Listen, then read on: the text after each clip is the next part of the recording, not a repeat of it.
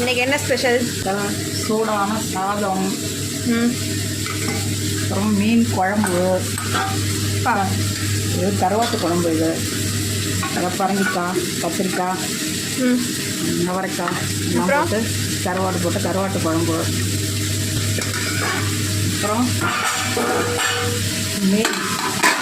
முள்ளு வாழை போட்டு குழம்பு, செம்மையாக இருக்குது. முள்ளு வாழை குழம்பு, ரசம், மீன் வறுத்துட்ருக்கேன், கீரை பொரியல், முட்டை அவிச்சிருக்கிறேன்.